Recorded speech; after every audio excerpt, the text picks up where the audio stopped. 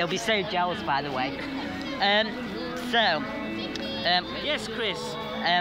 How did you get into the Thomas role? Were you asked, or were you a fan as a child? Well, you see, the Thomas the Tank Engine and Friends was a bit later for me because I'm a bit older. So I used to listen to the Johnny Morris stories, and actually had the books, the railway stories that Reverend Aubrey wrote. But then, with how I got into this was just basically they were casting things going around, and my agent said, "Oh, let's get you in for a." No, actually, I think I was asked to come in because I'd actually done an audition for the American version. And then they asked me would I come in and do for the new Thomas, and went through it a couple of times, and they were daft enough to cast me. Daft enough. Was it the same process for Toby, or did it? Yeah. Well, yeah. I mean, once I had Thomas, they kind of said, "Would you try?" Because, like I said before, they had me doing Percy and Henry and that kind of thing. And with Toby, it was thing is, I tried to make Toby sound a bit like Clive Dunn. Yeah. From Dad's Army, Mr. Manning, sir, but if I just sort of tone him down a bit, oh, he sounds a bit like that. So that's what we did with him. There's a little bit of Clive Dunn in there. Yeah. Actually, someone just gave me a little toy of Toby. I couldn't believe it. Yeah. Who's this recording for? It's for somebody on YouTube. I promised them a recording of Fat Controller, but I think he'd probably like you better. Really? Yeah, his name's Callum, so he's Thomas, you are causing confusion underlay. That's my impression of Keith Wickham, but he's too good. He's too good. Well, hey, YouTube dude. What? I'm trying to think now. What do you think of Have you heard about the new Railway Series book? The new what? Railway Series book. No.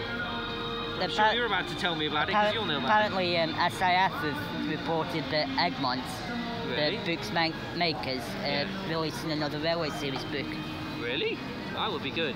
That would be awesome. 4th of July, I think it is. American Independence Day! Yeah. Ooh. So, what do you think of the CGI series compared to the models? I have to like it because it, pays my wages. I think it's good because obviously I didn't really get into the original. Well, I say the original, the Thomas Tank Engine and Friends, where it was little models. Yeah. Because I was too old. But I think that the animation, Greg Tin has done a cracking job. I think that it's really in keeping with the original books, the artwork in the books that I like, because I wondered myself what it was going to be like, No, I think it's great. I would say that, I know, but I like it. I have noticed in the CGI that the tenders are longer, like they were in the Railway series. That's right, I didn't get that. I've noticed in the new CGI series that the tenders are longer on Gordon, Henry and James, like they were in the Railway series. Really? You are such an authority, you notice all that stuff. Yeah. What do you think of the future? How do you think it's going to pan out for Thomas? Thomas is Thomas. Thomas is huge. I mean, as far as I've been told, it's the biggest preschool show in the world. So, I mean, it's funny for me, it's the most secure job I've had. Because Thomas is just going to go on and people seem to like it. I mean, sometimes you look at things, people on YouTube and they don't like it and they say they ruined it. I think they've got no taste. 25 years. And it was just a really big change. It was like boom, right into it. But I guess because Michael Angelis is still doing the narrator, it gives it that kind of that seal of approval, doesn't it? Yeah. He's still got his classic voice on it. He's been doing it for so long. I'm surprised he's not here actually. I am as well. I've only seen me and Keith here today.